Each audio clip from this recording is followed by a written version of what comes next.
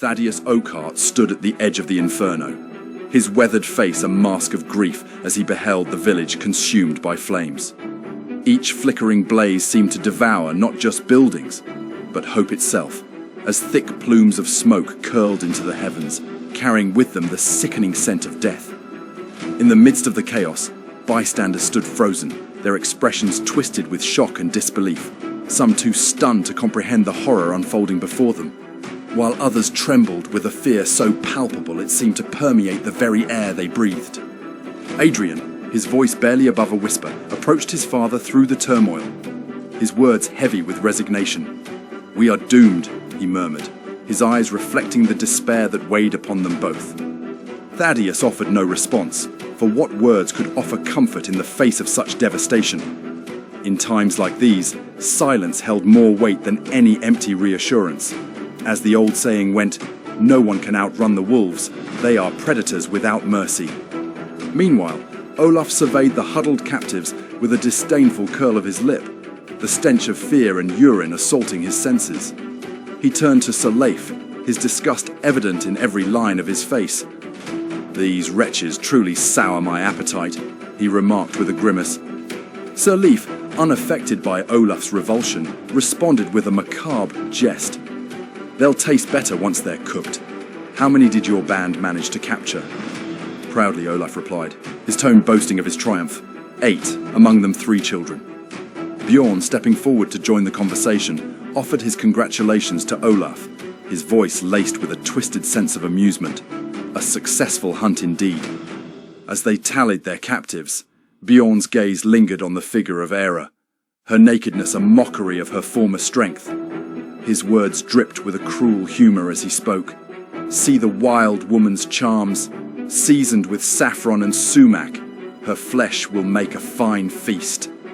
Caleb, his fists clenched in impotent rage, met Bjorn's gaze with a hatred so intense it seemed to sear the very air between them.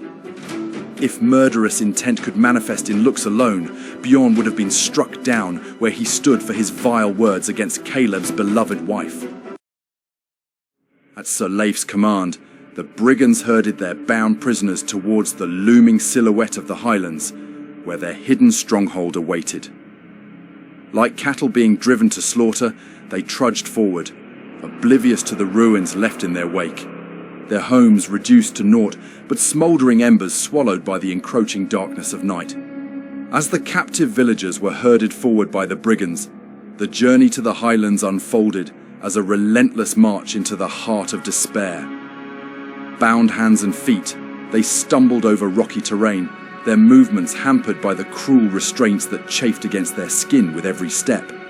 Each thud of their weary feet echoed like a dirge against the backdrop of their shattered lives, a solemn rhythm marking their inexorable progress towards an uncertain fate. The path ahead was treacherous, winding through dense thickets and jagged outcroppings that seemed to claw at them like grasping fingers of despair. Every turn revealed a landscape marred by the scars of conflict, trees gnarled and twisted as if recoiling from the atrocities witnessed in their midst. The air hung heavy with the oppressive weight of silence, broken only by the occasional whimper of a child or the muffled sob of a grieving parent. As they ascended higher into the unforgiving terrain, the chill of the mountain air seeped into their bones, a biting reminder of the harsh reality that awaited them at their journey's end. Shadows danced along the rocky crags like spectres of the past, haunting reminders of the darkness that had descended upon their once peaceful home. And yet, amidst the desolation, a glimmer of defiance flickered in the eyes of the villagers, a silent vow to endure whatever trials lay ahead, united in their resolve to reclaim what had been stolen from them. At last, as the sun dipped below the horizon, casting the world into a cloak of darkness, the weary procession reached the summit of the highlands. Before them loomed the imposing silhouette of the brigands' stronghold, a fortress carved from the very heart of the mountain itself.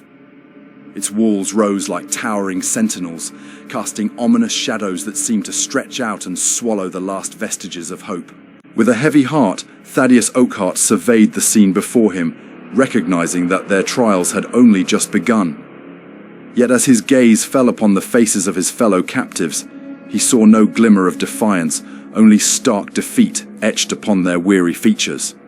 In that solemn moment, he understood the horrors that awaited them within the walls of their prison. They were doomed, destined to become sacrificial offerings in the wolves' twisted worship ceremony.